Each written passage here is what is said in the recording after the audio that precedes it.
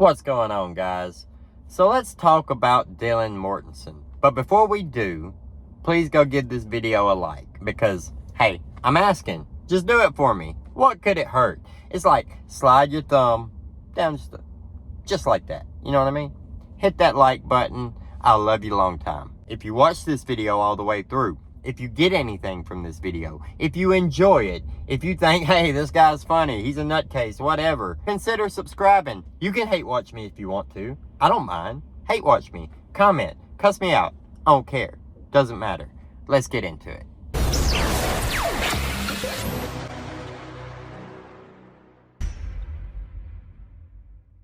So Dylan's bedroom is right at the base of the stairs on the second floor. We all thought that it was on the first floor the whole time. We thought Bethany and Dylan was on the first floor, Ethan and Xana were on the second floor, and Kaylee and Maddie were on the third floor.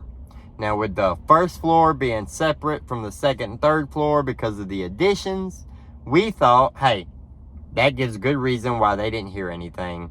It's not really a super loud situation. But when you take one of those people from the first floor and you transport them over and you stick them on the second floor, and not only that, but you stick them right at the base of the stairs where the killer had to walk by in order to go to the third floor and do what he did, and then come back down and go across the house to the other bedroom and do what he did, and then all the way back across the house, past that bedroom again to go out, and then you throw in that apparently Dylan opened that door and looked at the killer as he walked by her room. Close enough to see bushy eyebrows. Was she close enough to see a murder weapon in his hand? Was she close enough to see blood on his clothes or his skin? Is that what sent her into shock? Because let's get real about the shock stuff. It just doesn't make sense. Either she was in shock because she knew what had happened, or she saw the guy, didn't think much of it, went back to bed. That's it.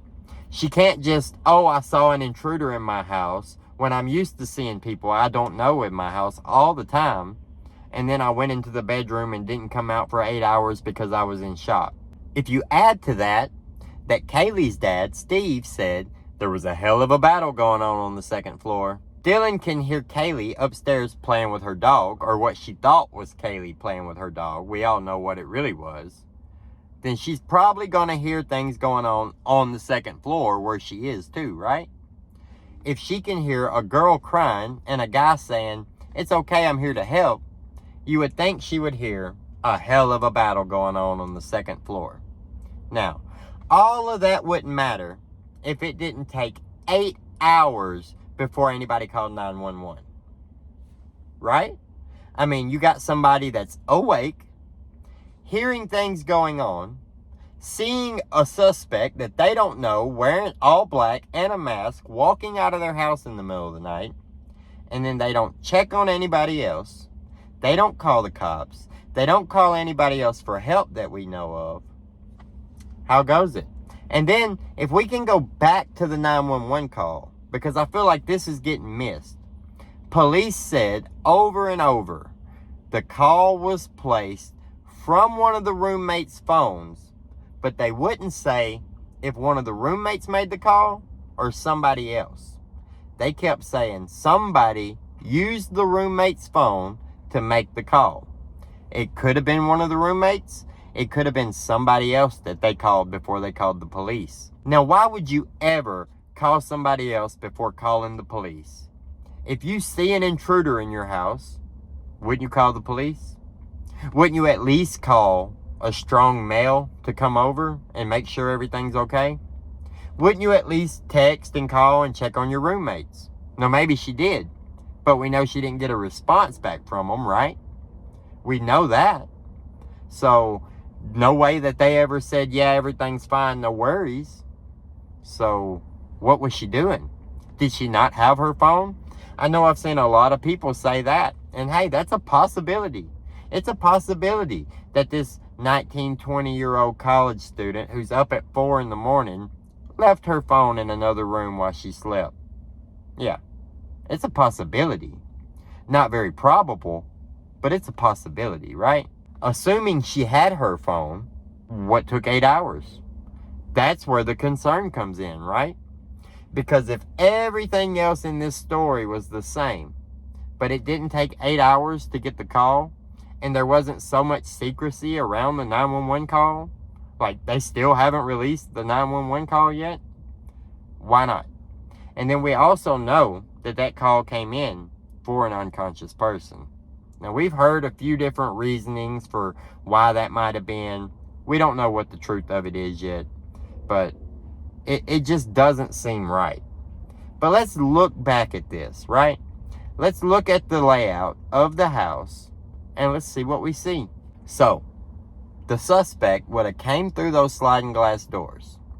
He would have walked over through the kitchen, right around past Dylan's bedroom, turned and went upstairs, went to Maddie and Kaylee, did what he did there, turned around, came back down those stairs, past Dylan's bedroom, across the house to Ethan and Xana's room, or Xana's room where Ethan and Xana were, go in there, do that, assume there was a hell of a battle going on. Dylan doesn't hear it, but she heard enough to make her look out the door, right? So when she looks out that door, what does she see? She sees a man about 6 foot tall, 185 pounds, with bushy eyebrows, dressed all in black, wearing a mask, walking by. Where was the knife? Where was the weapon? He didn't sheath it because he didn't have his sheath. So was he carrying a bloody knife? Is that why she went into shock? You tell me. I just don't get it. Either she saw and knew something had happened and went back in her room and was in shock for hours, or she just saw him, didn't think nothing of it because, hey, there's people here all the time. Who cares that he's dressed all in black, wearing a mask, and I've never seen him before in my life? He's probably just a visitor or somebody else in the house.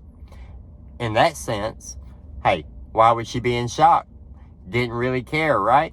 Goes back in, goes to sleep, wakes up, discovers everything. But if she saw blood, if she saw the knife, if she had a reason to be concerned, are we buying that she was in shock for 8 hours? Who made the 911 call?